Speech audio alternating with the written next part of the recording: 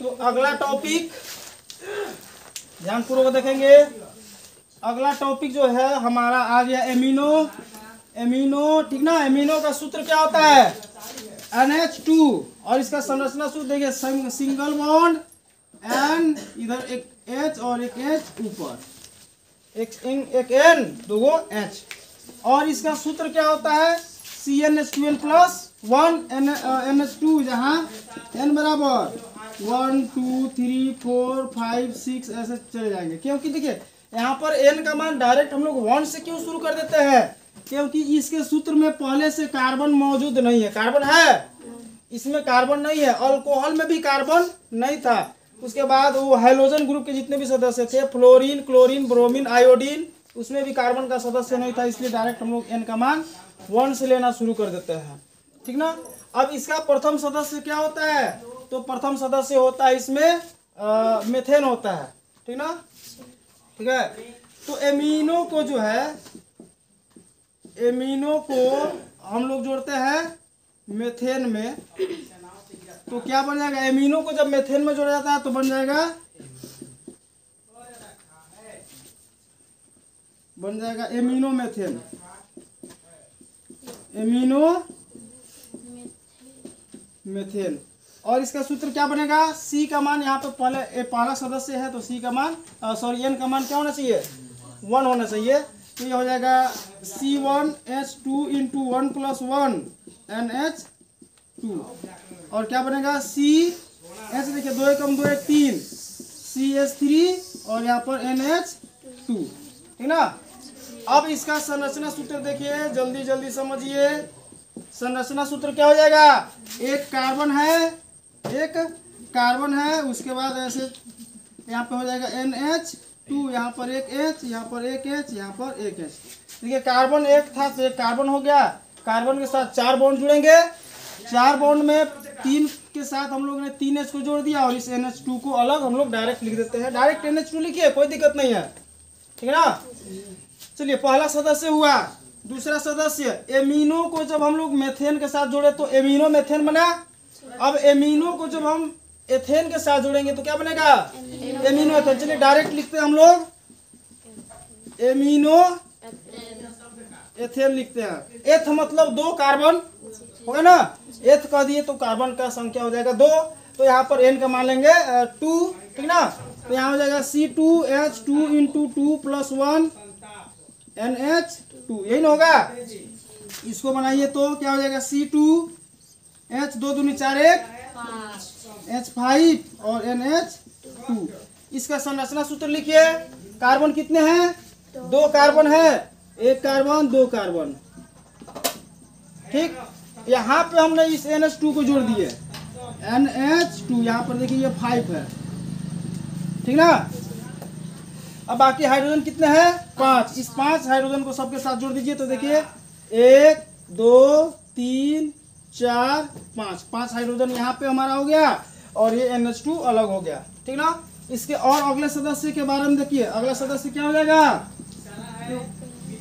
Propane होगा। और propane में हमको जोड़ना है एमिनो को ऐड करते हैं प्रोपेन में, तो क्या बन जाएगा?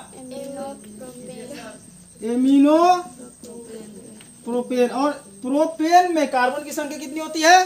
3 होती है कार्बन की संख्या। तो यहाँ पर N का मान 3 रखिए, यानी कि C3H2 इंटू 3 प्लस 1 और यहाँ हो जाएगा NH2, ठीक। इसको और लिखिए शॉर्ट ट्रिक में, तो यहाँ हो जाएगा C3H 2 3 दूनी 6 6 1 7 H7 और NH2। इसका संरचना सूत्र लिखिए। कार्बन कितने हैं? 3। तो पहले तीनों कार्बन को लिख दीजिए और इसके साथ यहाँ पर NH2 को ऐड कर दीजिए। बाकी जितने भी हमारे पास बॉन्ड बच रहे हैं वहाँ पे हमको हाइड्रोजन को केवल ऐड कर देना है। 1 2 3 4 5 6 7 हाइड्रोजन 7, कार्बन 3 और NH2, ठीक। इसी तरह से एमिनो प्रोपेन के बाद amino butane, amino pentane, amino hexane, amino heptane, amino octane, जो भी आएगा हम लोग सीधे इसको आगे बढ़ाते चले जाएंगे। इसी के साथ एक और टॉपिक है हमारे पास नाइट्रो को भी अभी सीखना है, ठीक ना। नाइट्रो को अभी सीखते हैं। तब तक फंक्शनल ग्रुप, प्रक्रियात्मक समूह, का आज का हम लोग का लास्ट टॉपिक है। और ये लास्ट टॉपिक क्या है? नाइट्रो, ठीक ना। और नाइट्रो का सूत्र होता है NO2, ठीक ना। नाइट्रो का सूत्र होता है NO2 और इसका संरचना सूत्र लिखते हैं। तो देखिए वो जो है ऑक्सीजन को 2 बॉन्ड चाहिए, एक यहाँ से मिल रहा है और एक यहाँ से मिल रहा है। और नाइट्रोजन जो होता है, नाइट्रोजन का इलेक्ट्रॉनिक विन्यास 2-5 होता है। इसको 3 इलेक्ट्रॉन चाहिए, तो 3 बॉन्ड इसके लिए, 2 यहाँ है और एक यहाँ है, ठीक ना। ये इसका हुआ NO2 का। और नाइट्रो जो होता है ना, नाइट्रो को जब हम लोग एल्केन के साथ ऐड करते हैं तो उस समय जो हमारा सामान्य सूत्र होता है CnH2n+1 NO2 होता है, जहाँ n का मान हम लोग 1 2 3 4 ऐसे ले सकते हैं, ठीक है। तो अब हम इसके प्रथम सदस्य के बारे में चर्चा करते हैं। तो इसका पहला सदस्य क्या होता है एल्केन ग्रुप का? तो पहला सदस्य होता है इसका मेथेन, ठीक ना। और जैसे ही नाइट्रो को हम मेथेन के साथ जोड़ते हैं, ठीक ना, नाइट्रो में हम मेथेन को जोड़ते हैं तो क्या बनता है? नाइट्रो मेथेन बनता है। और इस सूत्र पर हम लोग इसको बिठाएंगे, ठीक ना। तो यहाँ पर n बराबर, देखिए प्रथम सदस्य इसका मेथेन है, तो n बराबर क्या हो जाएगा? मेथ का मतलब होता है 1 कार्बन, ठीक है। तो C हो जाएगा, इसका हो जाएगा C1 S2 × 1+1 NO2, ठीक ना। तो क्या हो जाएगा? C हो जाएगा H, देखिए 2 एकम 2 1 3 CH3 और ये NO2, ठीक ना। अब इसका संरचना सूत्र लिखते हैं। संरचना सूत्र हो जाएगा C एक है, 4 बॉन्ड चाहिए इसके लिए, इसमें हम लोग NO2 को ऐड कर देंगे। यहाँ पे 3 जगह पे हम लोग H डाल देंगे। इस तरह से इसका संरचना सूत्र हमको प्राप्त हो जाता है, ठीक।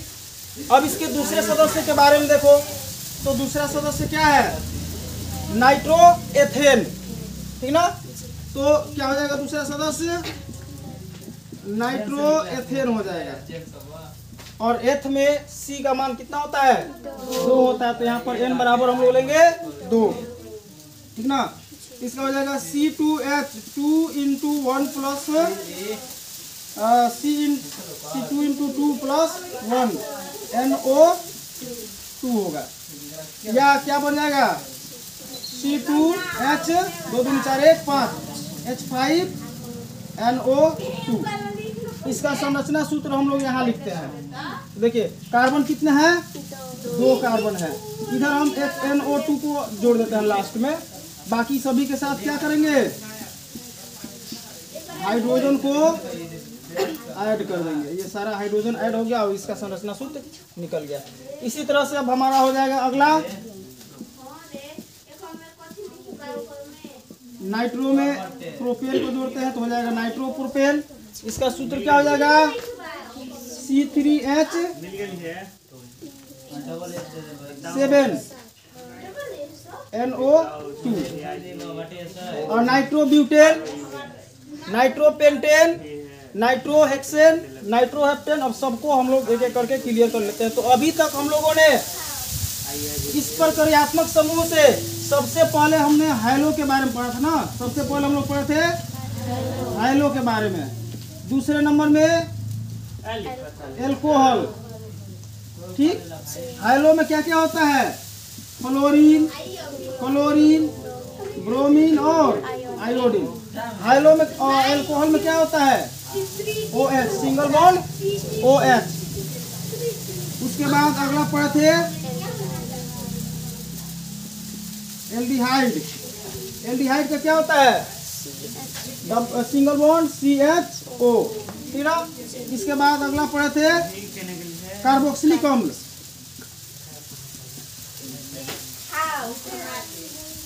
कार्बोक्सिलिक अम्ल इसका क्या होता है? Single bond COOH। और इसके बाद हम लोग पढ़े ketone, ketone double bond CO। और एक पढ़े थे एमिनो, एमिनो का होता है NH2। और अब लास्ट में हम लोगों ने पढ़ा नाइट्रो। इस तरह से हम लोग देखिए 1 2 3 4 5 6 और ये आज का जो हमारा था लास्ट। इस तरह से हमारा आज ये प्रकार्यात्मक समूह टोटल हम लोगों ने सीख लिया, ठीक ना।